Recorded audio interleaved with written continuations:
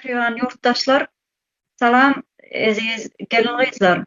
Şuň siziň bilen ýene-de ekranda bir arada bolalym diýip, şuň bir tema bar da şu mediada çykypdyr bir türkmen watandaşymız näme üçin türkmen zenanlary yurttaşyna çykyp diýip.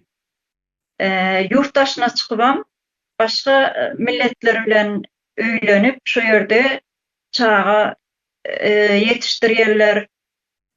Näme sebäpden şolar şey diye, şunu ýaly işleri edýär diýip şu medialaryň bir platformasynda çykyş etipdir. Şu videony biz öz denanlarymyz bolup, öz pikirlerimizi size ýetirelim diýip şuň bir arada toplandyk. Hoş geldiniz watandaşlar. Bahar hanım ilk bolup size bereli şu sözü. Başdyne.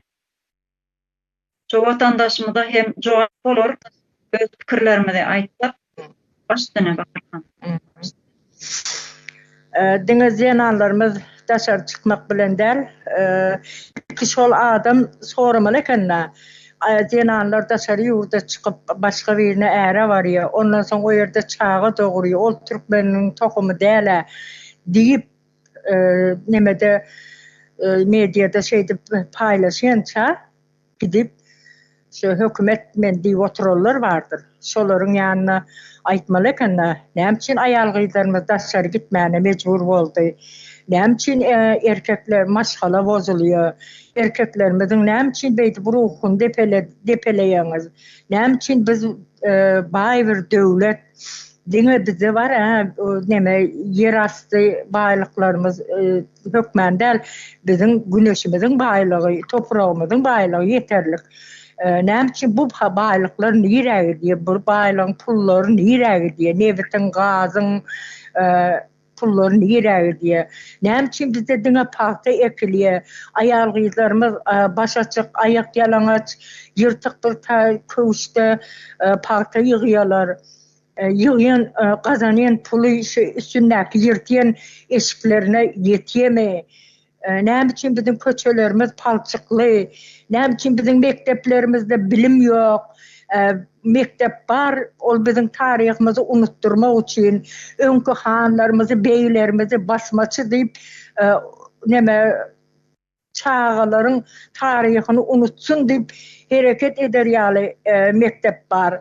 Näme üçin biziň taryhymyzy öwreden aklar diýip, näme üçin men hökümet diýip oturan adamlardan soramaya kalar. Näme üçin bizde iş ýok? Men şu ine 26 ýylda çağalaryndan aýry kesip ýörnä. Men gowy göremakmy? Çağajymy öňüme alyp söýmäni men gowy göremakmy? Men islemakmy şonu? Ýa-da öýlenýärler, adam säý ýa Russiýa gidýär, ýa-da Türkiýe gaýdy, aýaly o ýerde hem üçin ýaşaýanlar aýry ýaşaýarlar. Näme üçin öý ýykylýar? Näme üçin biziň erkeklerimiz Rus diýip işe gidýärler, okuwa gidýärler, o ýerde uruşa alynýar. Biz bir tarap döwlet näme? Näme üçin şo zatlar gidip men hökümet diýip egin boyuna galstuk takyp oturarlarda näme üçin hasap soramýarda aýal gyzlaryň ýurtdaşyna çykyp äre barany onu mediada utanmany ödüm doňuza meňze oturup şonu gepleýär da. Utanmany, sen erkeksin, aýal gyzlaryň arkasynda durmaly ekeniň. Aýal diýen zenan diýen zat bir erkegiň başynyň täjidir. Ýekiji başga biriniň aýalym şoň namysyna dil ýetirmek bütün Türkmenistanyň erkekleriniň namysyna dil ýetirmekdir. Biziň mara erkeklerimiziň ruhuny öldürdüler. Öňünçe gerayin diýdiler, soň araga ýetirdiler. İşsizlik şeýdip ýurtdaşyna çykyp özü çöýök adama tamam abi diýip egilip durar ýaly etdiler. Ondan soň ýurtdaşyna çykmajakmysyň? Menim çykdym ýurtdaşyna Türkiýede näme üçin çykdym? Çağalarymı eklemeli. Ýöne meniň gazanan aýlygym diňe çağalarymı eklemäge ýetýär. Men köçäme asfalt çekmäge, o ýerden bir fabrik kurmaga men güýjüm ýetýärmi aýlygym? Bu barada näme üçin düşünýär? Hökümet bar bolsa, döwlet çökmedik bolsa, näme üçin fabrikler ýok? Näme üçin biz bir potrat diýip neme gektar veriyor. 5 hektar, 9 hektar, 2 hektar. Nem için ol nemeler halkın ödününki de. Dine sen park ekmeli. Nem için başkalar ekebillerimiz yapmaz. Men misal için Türkmenistan'da yerim yok. Men näme büyüsönmaly? Adamın yerin bolar. İşler zadını ekersin, pul kazanarsın. Yüreğin suulca bolar. Men hiç sardım yok. Mellin berkeceğiz, mellek veriyor. Mellek bizim özümüzün kimi? Bugün cahil salip bolup ertirgeli ve buldozer direk biliyor. Şuradan yol düşüyor. Ben şunu yıkmalı biz deyip aydır biliyor. Ben Aşgabat'ta da bir ayal bilen işledim ben var. Cayımı saldım neydi, erim bilen ikimiz deydi, değiştirnak olup öyde deydi, dine çay çörek yiyip deydi, şeydi pulumu diyen hep cay salayıp, bugün açanı elime aldım diyen gün deydi, kağız geldi deydi, cay yıkılıya bir yerden yol geçiyor deydi deydi. Şeydi gurrun verende ağlıyordu da, şu ayal, yıkı şu ayalda, hemmemden şeyle. Bana da mellek verende mellek meninki mi? Şol adam öydüp ayalgıyızlar, dine ayalgıyızların yakasını yapışık gepleyeler. Ya olmasa da bir Türkmençe geyiptir da anarka açık saçık giyiniptir da ay ol näme diptir da men o gıyda ağladım dip sucuklanıp otururlar ama ola tek TikTok'ta da oturuyor açan akıl verip iyle de bize akıl vermesin, bizim akılımız özümüze yetiyor. Yöne Türkmenistan'ın bir töreğine terefsin, gitsin velayetlere aylanıp görsün. Halk ne için dışarı yurda çıkıyor ka? Keyfine mi çıkıyor? Ya bizim ayalgıyızlarımız gezmeye mi gidip barıyor? Şunu bir düşünsün. Yöne ayalgıyızın yakasına yapışıp bunlar var namus diyelim altında bilinden aşağı neme namus deyip biliyorlar da. Namustur şol adam ayalların üstünden, zenarların üstünden gıybet edip otur. Bunu özüne namus bilsin. Bizim arkamızda dur bilen ama in berşi aeroporttan geçen vaktin men menen bir gece cinsi hareketleşine gir, ondan sonra geçireyim deyip aydılan ayarlar var, zenarlar var. Anrucu bir yaş olsan hükümetin bilinden aşağına göz koyuyorlar. Türkmenistan bu hale geldi. Ne için gidip hükümet men diye otururların yanında şey dikkatlemiyor ya da aeroporda barıp da sen ne için bir ayal doğanmada, zenan doğanmada sen şey diye baktın, ne aydı bilirsin bunu deyip yakasından tutmaya. Namusuna dil yetirmek o sonu ölüm bilen keskitleriyor. Yani bizde namus diyen zat oyuncak oldu. Oturuyorlar, şıltak atıyorlar ayalığımızın üstüne. Yani giyeceğimizi gün değil dedim işte şu atam işte bize uyku diyen zat yok. Haçan turdıysa oyanmalı, yüzüne seyredip otuyorsun ona. Biz enemize atamıza seyredip bilmedik ya da biz çağımızı şeydik elciretip önümüze alıbilmedik. Özümüz şey yok, insanın minnetini çekiyoruz. Bizi bu hale getirdiler. Saparağı biliyor musun? Çıkış eden ayda 145 yıllığınızı belliyesin. Kutlu olsun dedi. 145 yıllar bizi iğne bilen kuyu kazanıyor. İğilmek işlep yine bizim gelen yağdayımız. Hazır toprak iyisi olmalı, yer iyisi olmalı. Yine Türkiye'de şeyler diyeceğim, Türkiye'de gezberiler düşünüyor. Türkmenistan'ın içindekiler şunun düşünmediği adaya getirtirler. Yine namusu olsa gitsin hükümetten şunu sonrasın. Sağ olun şu atıkça. Sağ ol Bahar Hanım. Ati bir neme inanıyan da şeyle atları. Şu Türkmen zenanları değil, bütün Türkmen vatandaşları yurt dışına çıkıp gittiler. Şu vatan çıkıptır, häl-häzirem. Şu mümkün çel. Ne? Şol milyardlar bir trilyon yerin aslından baylıklar çıkıp duran yurdun vatandaşlar ne için yurt dışına gitmeye mecbur olmalı? Şu vatandaşımız şunu sormalı ekeni. Şunu aydıp çıkış etmeli medyada. Ne için bir giden baylığın üstünde oturan yurdun vatandaşları yurt dışına gitmeye mecbur oluyor. Leyla Hanım size söz vereli başladı. Ola sağ olun. Allah'ım bizəni yurtdan çıxıb getməklərimizə məcbur etdi bula. Səbəbi bizəni dəsturxanımızda, saçaqımızda non qalmadı. İş bulmağından son körək pulundan tap bilməyim qaldı. Gəpni qısqası da.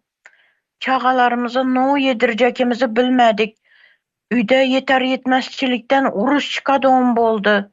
Uruş çıxdəm də uruş yanğı aytadılar ki, əgər də yer qatdı bolsa, öküzdən görədi də. Şu degəndin üyünü içindəgilə uruşadan oldu. Bir-birisi bilən. Sen öç işlek gəlmişsən, sen erkeksən ku.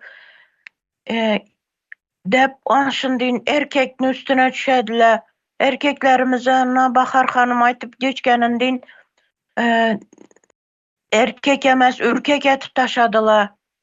Bu başta ana girayına yatırdılar, ondan son arak, vina, ne bolup, vinçik bolup gitti erkeklerimiz. Olsan bir yerden ayal kızlanış etmeli. Şunda mecbur kaldı, ayal kızlarımız mecbur kaldı. Daşar yurtlara çağalarını bırakıp gitmeye. Çağalarını bırakıp ana karı ecelerine, babalarına, atalarına taşıp özleri işlemeye çıkıp gittiler. Sebebi iş yokluktan, pulsuzluk, açlıktan. Bu bizəni ayal kızlarımız eciz bolmalı məs, əziz bolmalı, əziz. Maşkala bir üyünü bir gülüdür, gülü. Ayal bolmasa üyündə pəriştədən bolmaydı.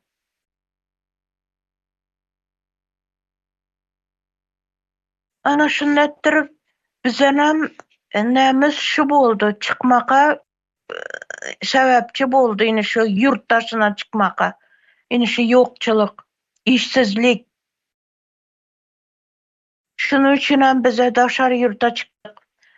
Yeniden bir aeroportta birisi aytıp durganını eşittim de ayal kızla dedi celepçilik'e gitedi Türkiye'ye dep.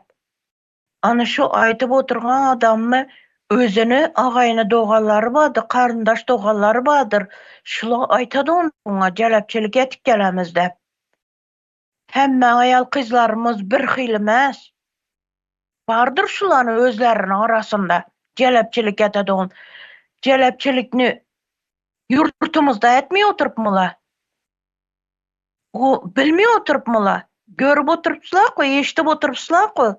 Kimnin olsa, kim bilen yürüydü, ullu işkar bolup, yine dağın başka bir öyle bilen oynaş bolup yürgen. Ula dokçuluktan oynaş tutup yürgenler. Türkiye'ye gitkenler oynaş tutmak için gitkeni yok. Açlıktan gittiler.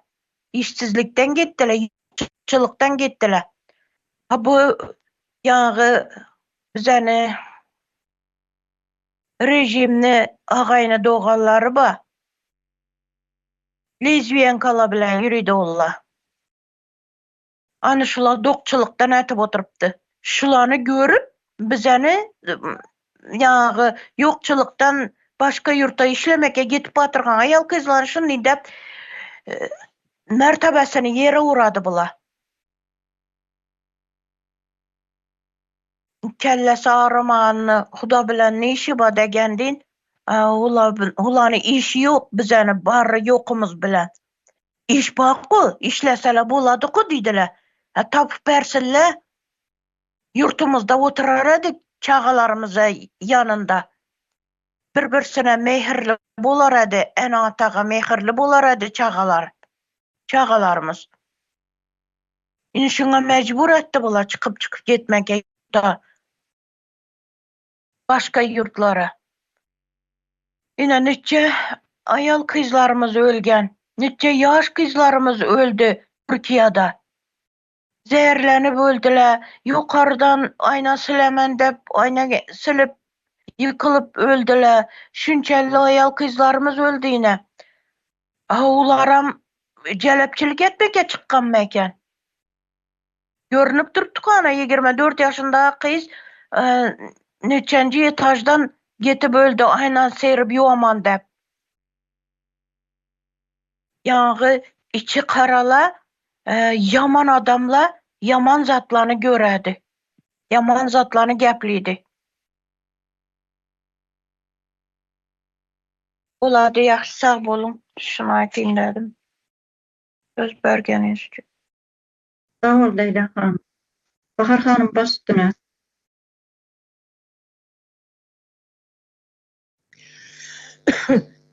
Şular özleri qovadım olsalar var ha.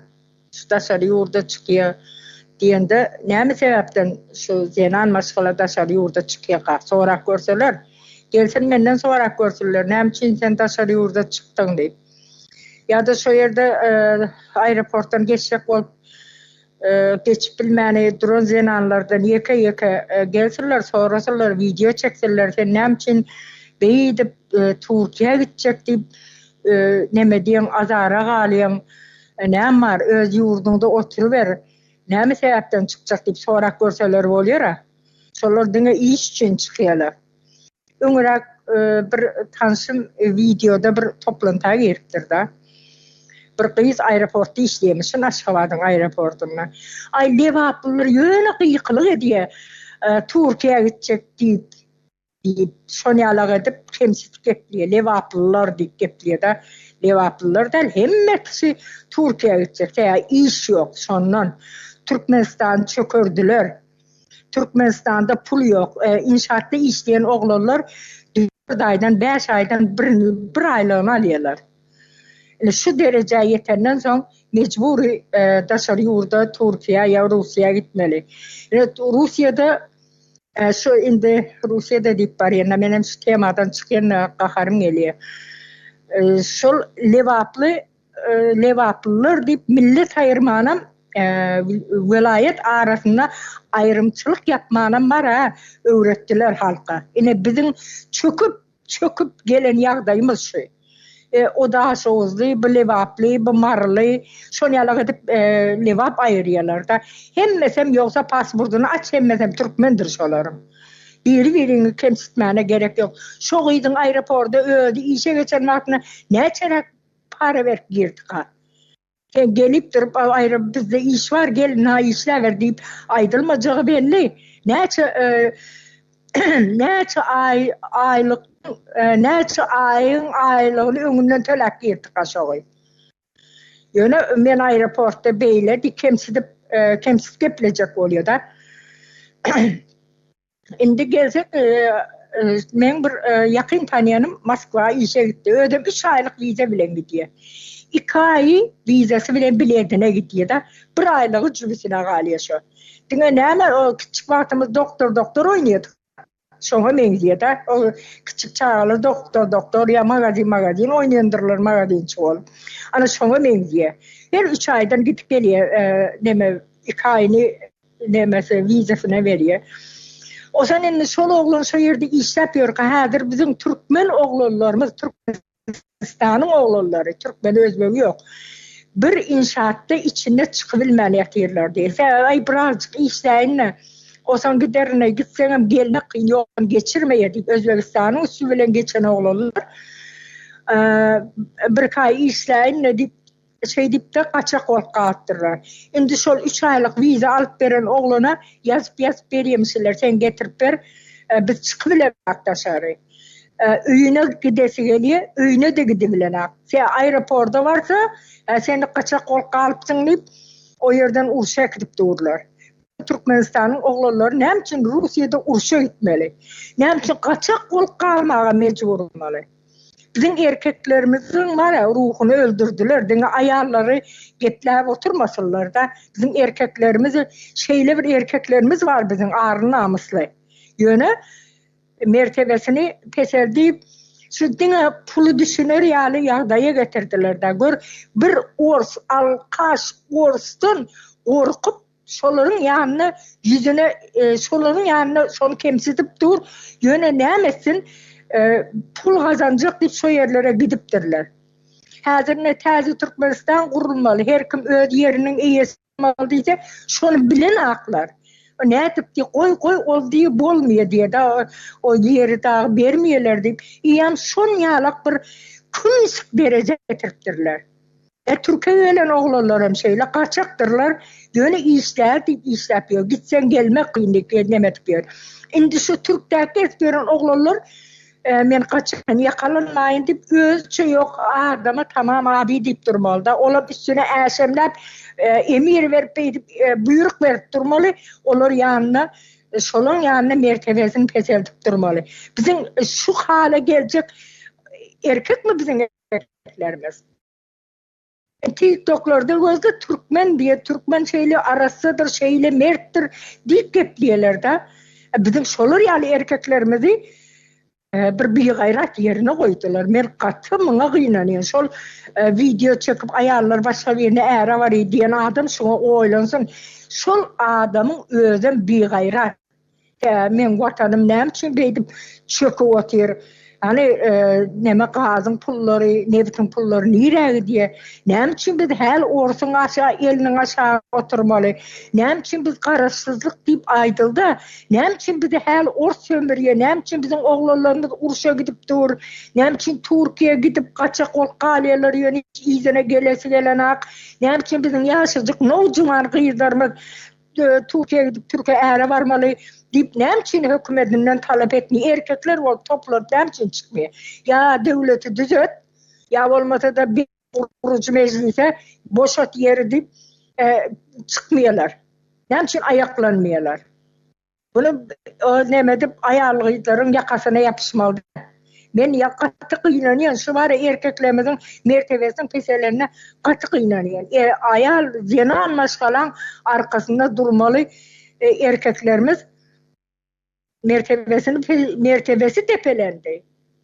Son yalak hiç sadı bilmeyen yapık bir devlet, internet yok, televizyonda dine atalı oğul iki olup bire değmez, gözlü olup köre değmez, iki tane oturuyor. Dine öv. Ay iktisadi tarafından ötüyor. Nerede ötüyor? Haysiyer ötüyor. Daha şu uzun kaçıklı yolları mı ötüyor? Ya daha şu uzun iş var mı? İş deyip sonra yaparsan Kerpisav'da işe koyuveriyor. Ayağım Kerpisav'da işe gidiyor zenanlarımız. Yöne indi Kerpisav'da da iş yok. Yer dolu diye. Sonra da iş alanaklar. Halk mecburu sonra da gidip oturuyorlar. Hiç hili düşünür yalak bir yer koymadı da düşünür ya zat yok. Televizyonda dine şu ikisini oturuyorlar. Bolanı sadece ösüyemiş. Nire ösü oturuyor. Bir adam çıkıp aysın da beni yerime parti ekmen başka bir kat ektim deyip aysın ya da bu şu men belleğim hiç mi el değirmesiz men şu melleğim deyip bir aydırılacak mı? Ayalgıyızlarımı dene partada bir çorap ökçesiz yırtık çorap bilen men özüm partasızda adı işlemedim. İşledim. Yanında kıyızların önüne koyuyor. Kara yelim kuş diyorlar. Kuş oluyor son arkasını yırtıp şıppık edip giymene başka almana pulu yok. Partada eşik dayanmıyor. Ben özümüm şey anladım. Hem mesem şoların var doktora da bağırdı tıkol. Hem mesem keserdir. Doktora varsan Nemet gövreme çağı kalınak deyip barsan sen bağrında kurtla diye. Hani şöyle yalak yanlış riçene veriyor.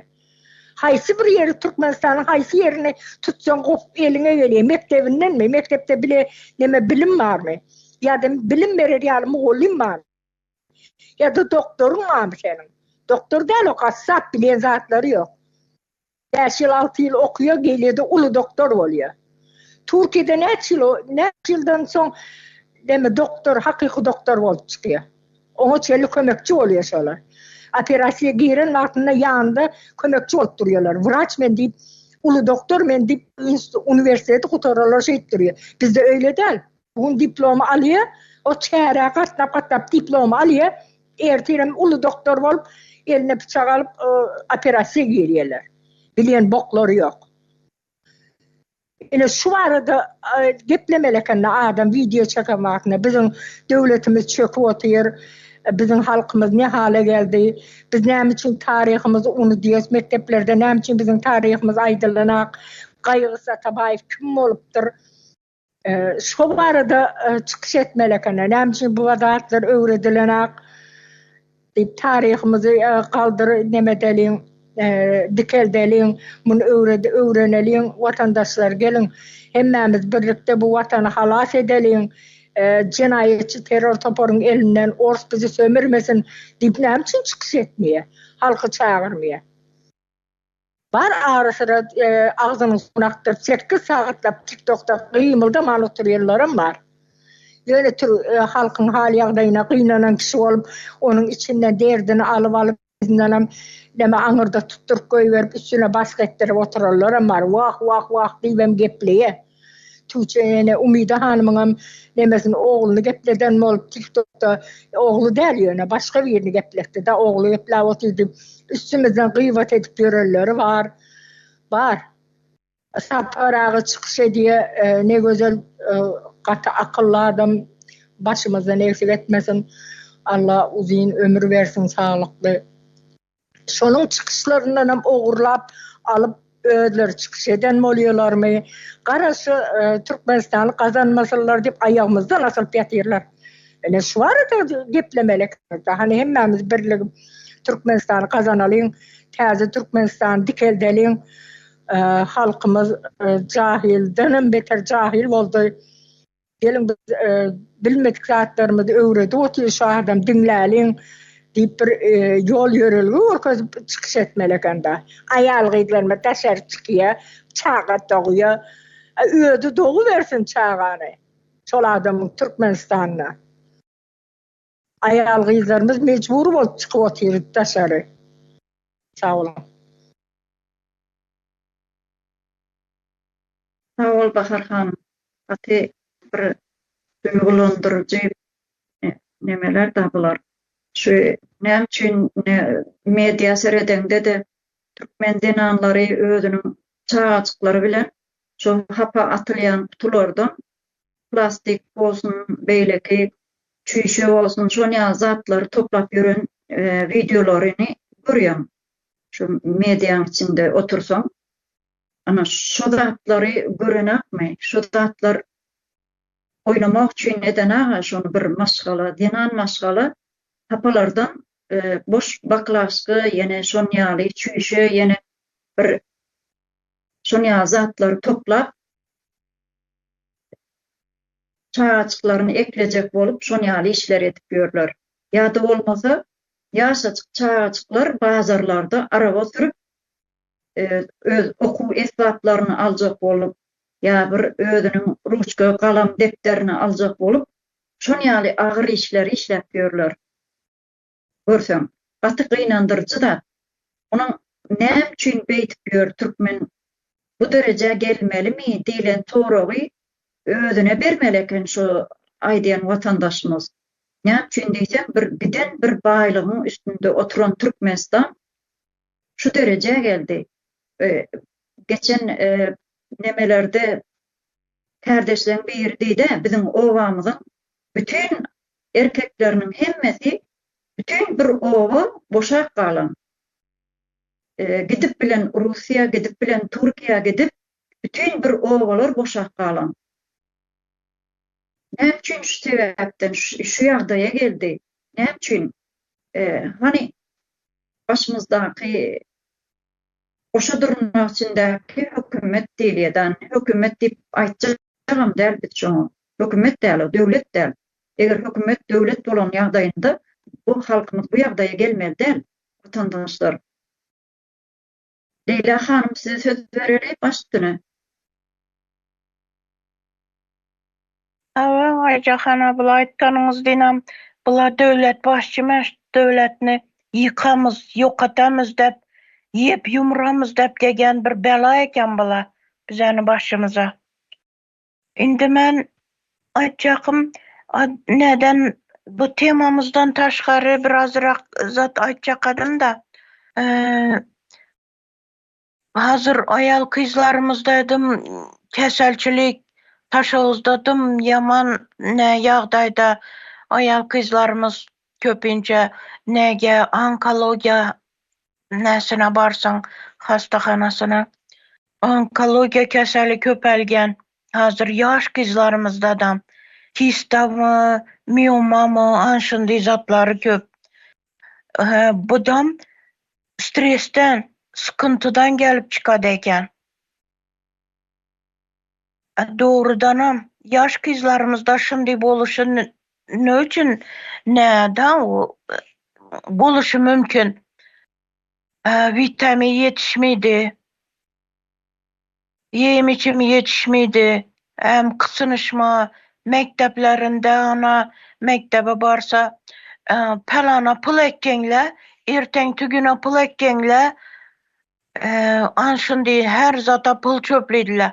Yakında bir ne sosyal medyada ne koydular ana bir kıza mektebine ne klas rukovodителі mi bilmeymen kim o kıçkırışıp yatıptı. Ya kız ne için bizeden pul soru veraslar nişetik bize pelanımı satıp vereyim mi ben pulunu sana indi nereden alıp vereyim dep mugallimine kıçkırıp yattı. Ana gördüğünüzler mi? Şu pul yeter yetmezçilikten hem her zata bir soru vergenlerinden hem şu kızla nereden alacağını bilmeydi. Olsun şimdi keselçilik gelip çıkadı. Olsun mine hazır gripçiliktim köp. Grip olup durupdular. Ondan sonra yine yakında yani ne dediler aylıkını köpeytirmeyin koydular. Bir mahluknu gepi bilen bir imansız pamperisli haramzadanı gepi bilen 10%'dan bermeyin koydu. Yetmindir o edimi bulara. Halkını şunçalli hakkı yetmindir o edimi bulara. Benzillerini alıp yep durupdular.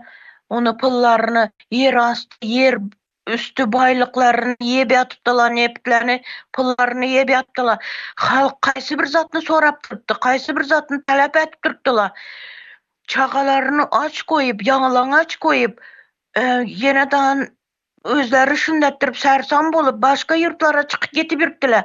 Bulardan talep etmeyin duruptular şu zatlarını. Halkımız talep etmedi ku. Yeniden gelip yetim bağala babirde. Ulanı hakkını yep oturttu bu haramzadalar. 10% mi sana gerek boldu indi? 10% mi? Haramzada ahır. Olsun bir ayal yığlap oturup demiş taksıda. Bir-birsine aytışıp yığlap oturttular dedi.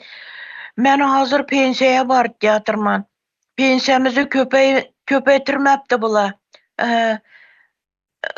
Üydeki hemmeçki grip bolup yatты. Kesel çağalarımam, gelinimem. Men kaysı bir zatına yetireyim pensiyamı. Aylıkımı bu alıp oturgan bir 2 milyon pensiyamı didemiş. 2 milyon degeniniz 200 manat mı? Yok 400 manat. 400 manat boladı eken. 400 manat pensiyada kalam endi şula. Osonam yiyim içim alsın mı ona doğrudanam darı derman alsın mı? Taksılanı pulları 25 manata çıkıp gitti. Bir adım yere mindin düştün 25 manat töyleysen. Ne için onlar götərlenip gitti? Ne için apteklerde darı dermanla götərlenip gitti? Lekin bu ne aylıkla, pensiyalar ne için köpeymedi? Ne için yaxşı şu pensionerler şunu talep etip bilmeydi eken ne için köpeymedi dep. Organ işkarları ba, medik işkarları ba, muhallim işkarları ba. Ne için şunu talep etmeydiler? Ya ana yetişmey mi bularını? Sonu niçik olacak bu hayatı, niçik olacak bu çağalanı? Çağalarımıza da yine mekteplerde de kaçan karama yani çerege çıkarsa da ant iştirediler. Kasam ayttıradilar. Bu haramzadalar halkını bu rejim halkını çağalarına çelli beynini yiyip boldu bula. Yiyip boldu bula. Şimdi bizani halkımız kaçan bir öz hakkını talep etmege ürgenedi. kaçan bir çıkadı. Hani şunu düşünecek adam var mı? Osunan bu yağı pampersli haramzadanı gepi bilen mi yürüydeyken? Aslında o ya aksakalını gepi bilen yürgeni yok. Aksakal onu gepi bilen onu koluna yazılıp berilgenini okugan o aslında. Lekin oğan bir azrak eybi var. Nöçün okuydu şunu? Nöçün özünü çağalarını gelecekini düşünmeyin. Halkını çağalarını gelecekini düşünmeyin. Halkını şu yağdayda görünüp duruptu. Şu yağdayda kıynalıp sersan bolup yürgenini görüp durupam şu babay sakallı, imansız nöçün şu zatını okudu. Şunu koluna berip durgan zatını. Eğer de men hatın adamman, bana berselerem men şunu okunman, atı versen atı ver meni, satı versen satı ver, lekin men şu zatını okunman deredim. Nöçün dese halkımıza karşı çıkınman men deredim. Hakkımı talep eteredim men şöyle. Bu haramzada şunu okudu. İndi şunu konuşuları var mı, karındaş doğalları var mı? Şu haramzada sakallı imansızını sakalını koparıp koluna berinle. Konuşuları. Kesekle böldürünle haramzadanı. Şunu okuganı için. Koluna bergen zatını okuganı için. Yine halkın düşmanı kim? Vatanını düşmanı kim? Vatanını satıp durgan kim? Görünüp durgan zat. Yeniden negatifçiler yazınla indi. Yazınla yeniden.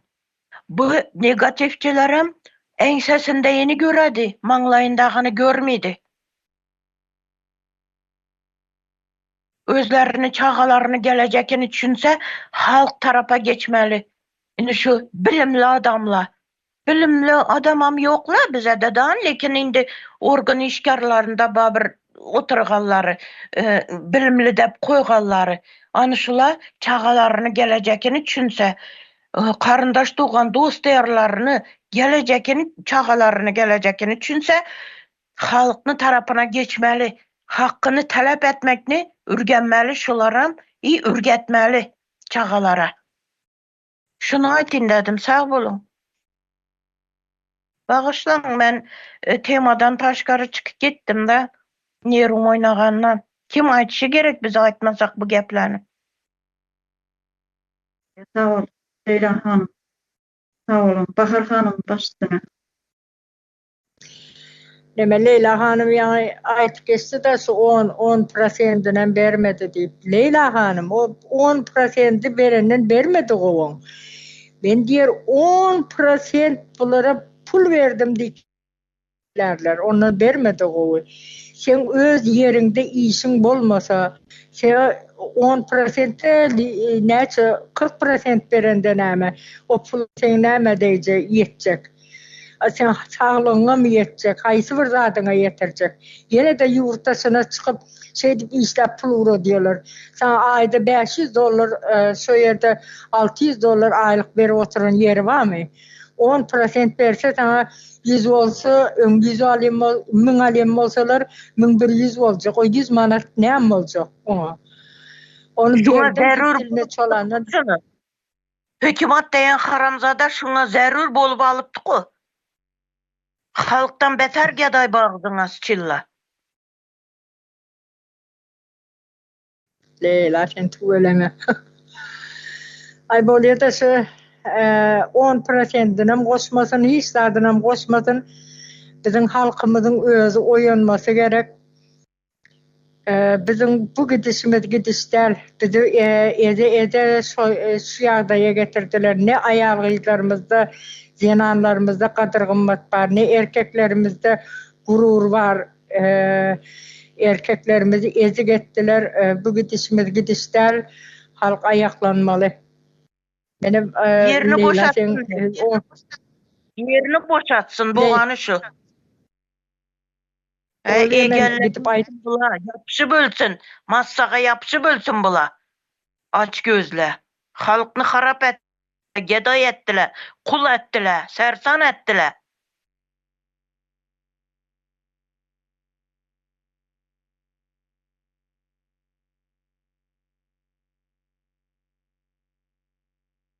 Bahar hanım, buyur elimizi kaldırdınız. Bahar hanım, sözüňizi jemläň, ondan soň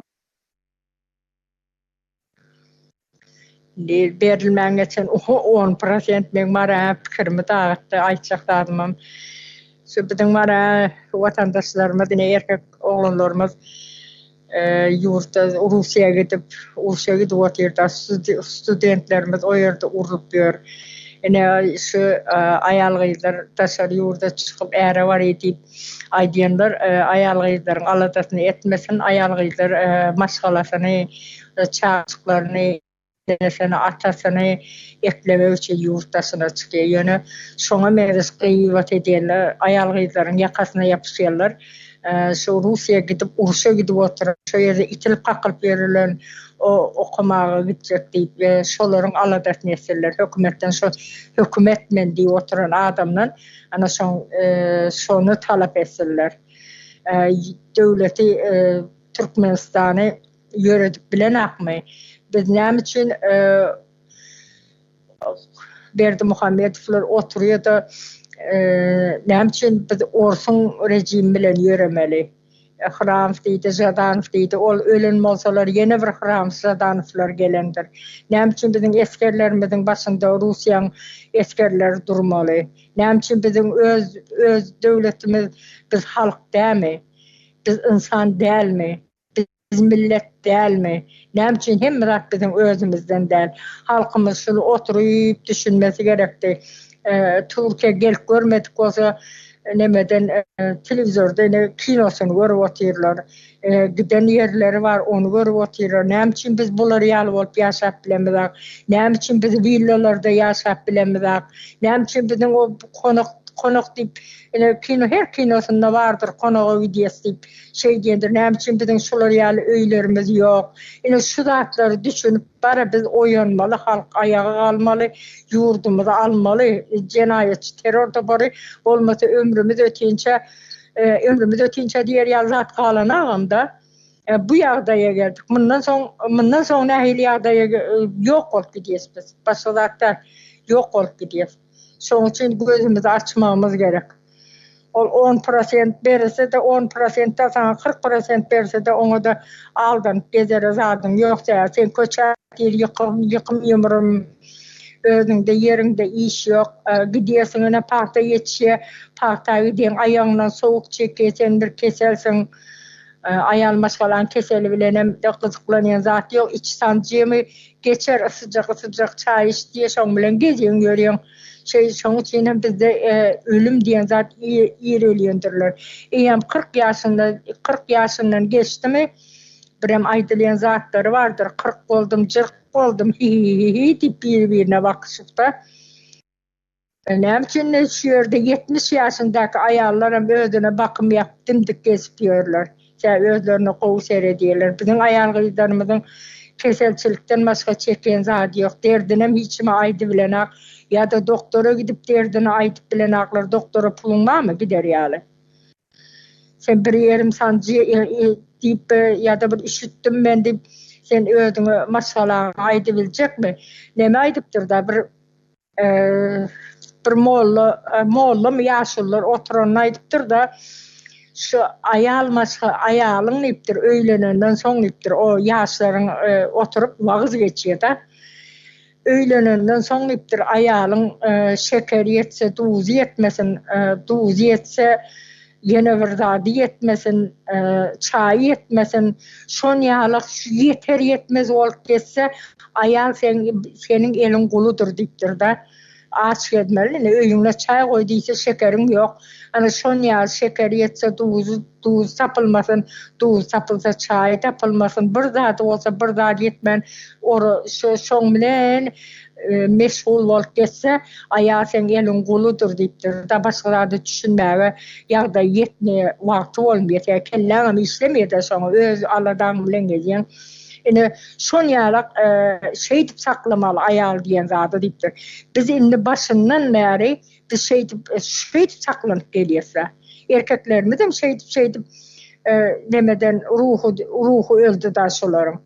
aylık alıyor hiç de yetenek öyüne aylık aldım deyip gelende de ona yetenek mınsımını yetenek kaptalından yeni işlesem mika koy men Türkiye'ye deyinne koy men Rusya'ya deyinne deyip son yalak bara dine pulu düşünür yalaya getirdi halkı. Bundan inceden işledi. Onun mollaların aydılayan nemesi vardır. Ne cenaze oluyor da deme ayet okuduluyor da kalıyor. Şonay diyor eğer hele diyen zatı diye 6 ay uruşturup bilsen diye de ondan sonra eğer hele mi da mı uruşur diye ayağını 6 ay urur yağlı yağdaya getirip bilsen o zaman hemişe de bir adam 2 geceden urası geliyor. O zaman şey ayağını uruyor. Ne şonya şey dip ayal diyen zat anırdan erin geliyor diyende ele ayağı dolaşıp dursun birine näme koyuyorunu bilmesin sandırap durur yalağısan ene şonda sen maşgala bolubiliyorsun dip şonyalak akılları verip Leşonyalak nemen komitetin yalancanları oluyor mollalar ene Celal Kari diye şonyalaklar vardır. Hem mesela komitetin oyuncaklarına şey dip halk çökürdü oturlar.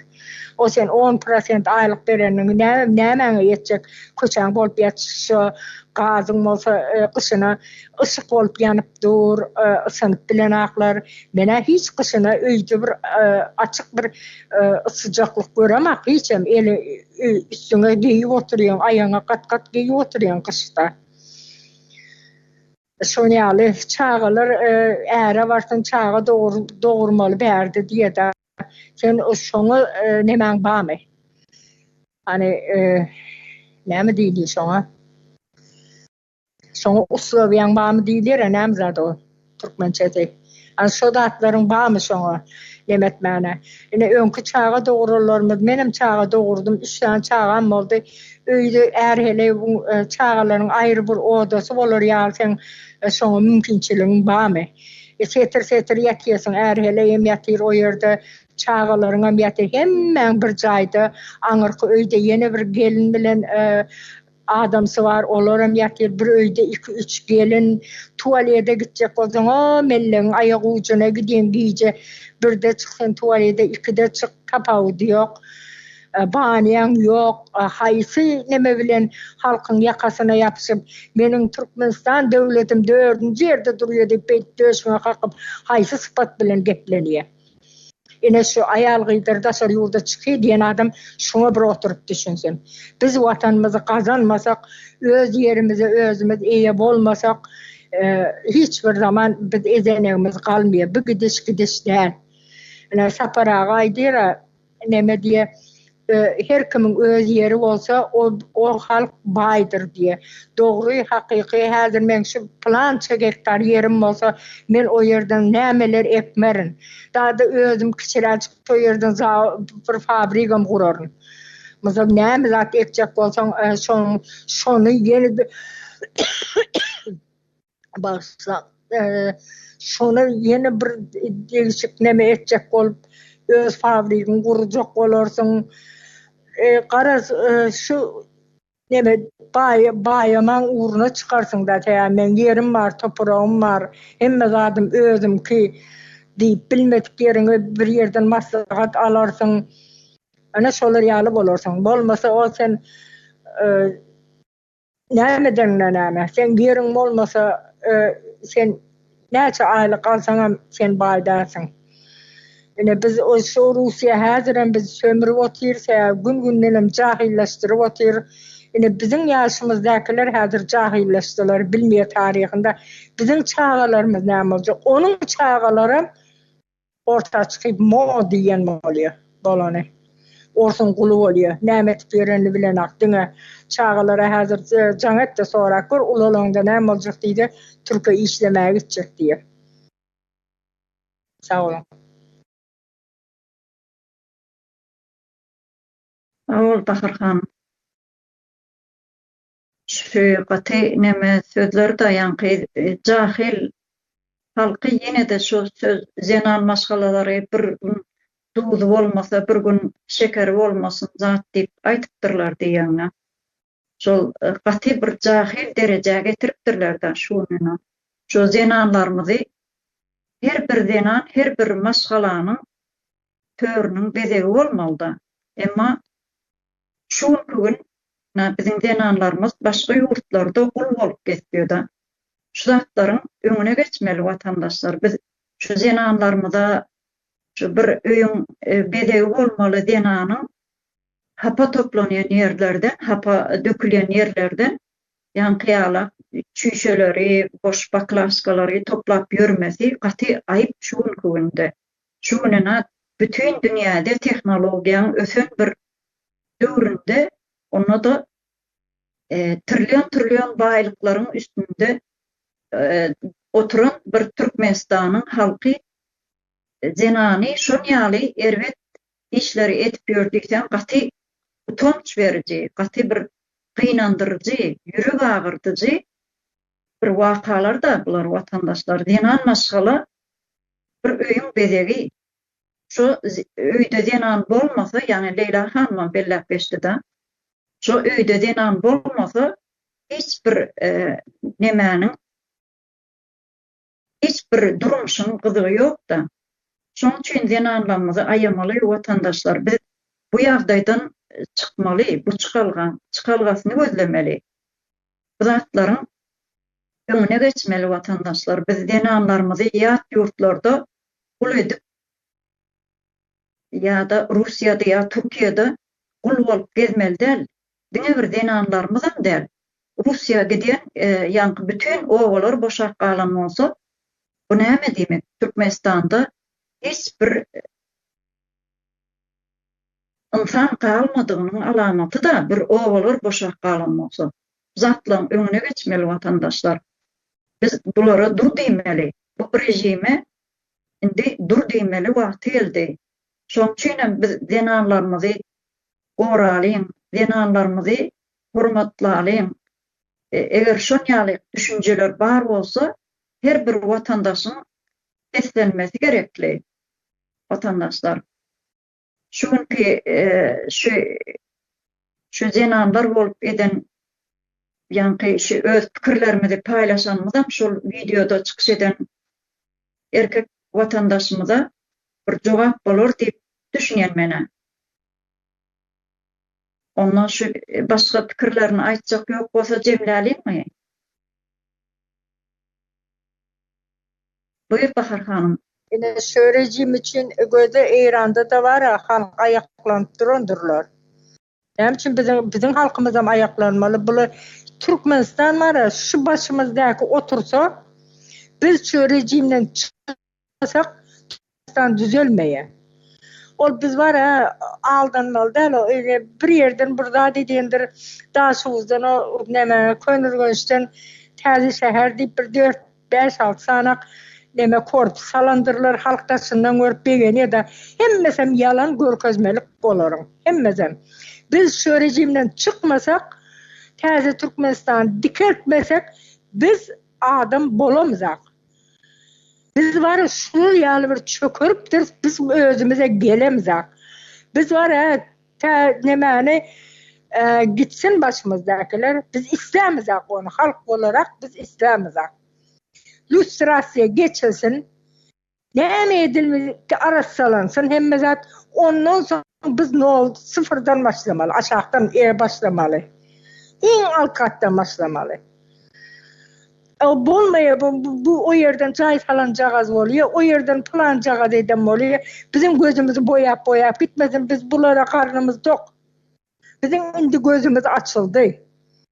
Bizim Türkmenistan'ın içinde olsa Türkmenistan'ın içinde halkım var ha, bir az biliyorlar bu zatları. Dinleyip bilmeyenim, dinleyenler gurrun veriyor. Biz düp teykari bilen Türkmenistan'ın ütkömeğini istiyoruz. Şu rejimden çıkmalı biz. Biz Türkmen. Biz Oğuz Türklerinden biz. Oğuz milleti biz. Biz kaytadan aşağıdan başlayıp Türkmenistan'ı ütkötmeli. Safar Ağa'yı diyor, yeri paylap verecektik diye. Safar Ağa'nın şu yerdeki yarım kalan işi indi sonunu bitirmeli. Halka yerlerini paylap vermeli.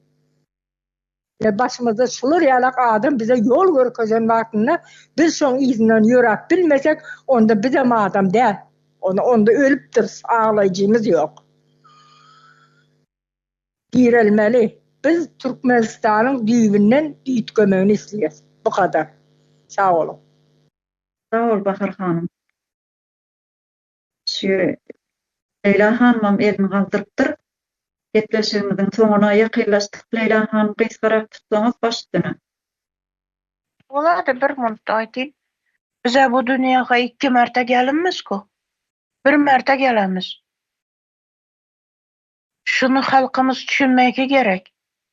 Bolsa da aýal kyzlarymyz, çagalarymyz gelejeki üçin Iranny halkyny şet turtdy. Bizlerim şunday etmelimiz. Indi bitti bu rejimle. Inşil bitirmelimiz. Indi gila ötürmelimizmiz. Şunu aýtyn dedim. Sağ olun. Sağ ol Leyla hanım. Vatandaşlar ona ýa Bahar hanymam aýtyp geçdi da şu taparagan ýersu reformasyny, ykdysady reformany täzeden dikesmeli diýip dogry bellep geçdi Bahar hanım.